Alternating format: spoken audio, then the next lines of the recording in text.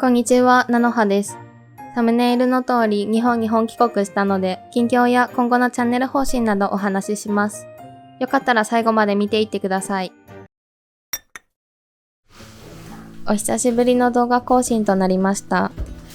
新しく買った家具たちを設置する様子とともにお話ししていきます。しばらく動画を更新できていなかったのですが、病気や怪我とかではなく、日本に本帰国して生活を整えていたり、いろいろと考え事をしていたら月日が経ってしまっていました。日本からイギリスに渡った時もそうだったのですが、環境がガラッと変わると、これから何をしていこうかなとか、ワクワクが止まらなくて、いろいろ挑戦したくなって妄想を膨らませていました。生活も落ち着いてきたので、ここ数ヶ月のこととか、今後のこととか、ざっくばらんにお話ししたいなと思います。4月に日本帰国しまして、福島県のいわき市というところに引っ越してきました。独身時代に夫が住んでいた場所なので、何度か訪れたことはありましたが、住むのは初めてで楽しみにしていました。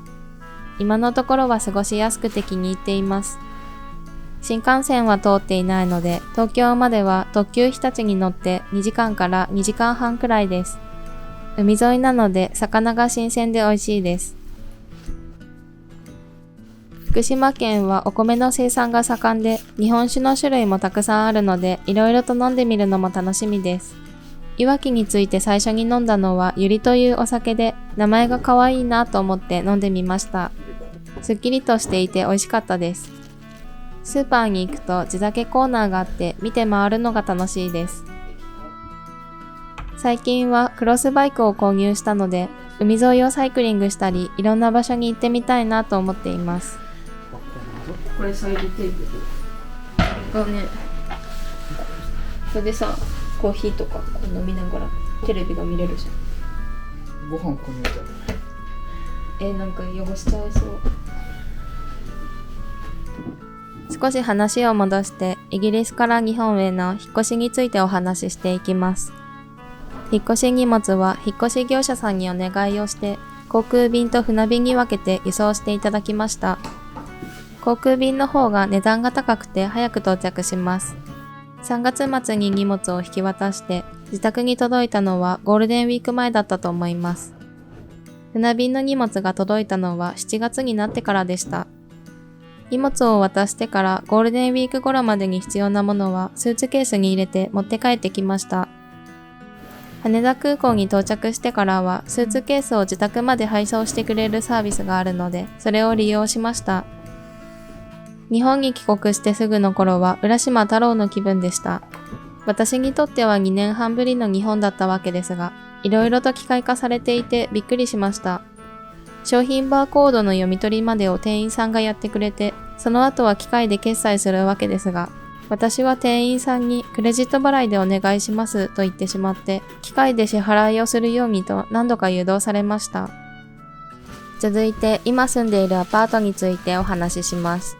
イギリスに住んでいた1月から2月頃のことですが、まずは賃貸物件を扱っている不動産屋さんにメールで連絡をしました。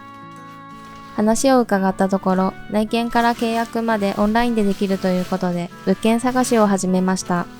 そして2月末にはアパートを決めることができて、すごく安心しました。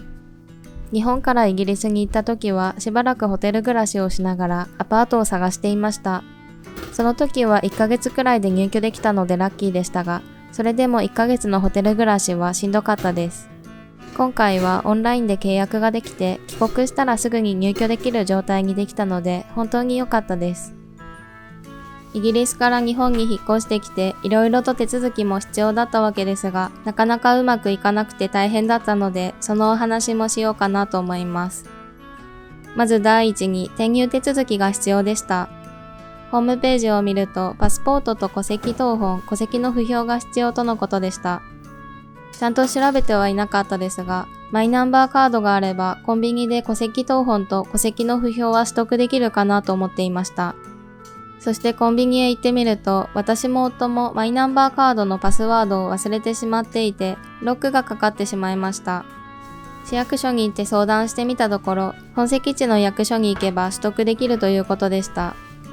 その日のうちに必要書類を揃えて戻ってくることはできなかったので、別の日に市役所で手続きをして転入することができました。マイナンバーカードも再発行することになり、手続きをしました。次に大変だったのは運転免許証の更新でした。今年の1月に私の免許証の有効期限が切れてしまっていました。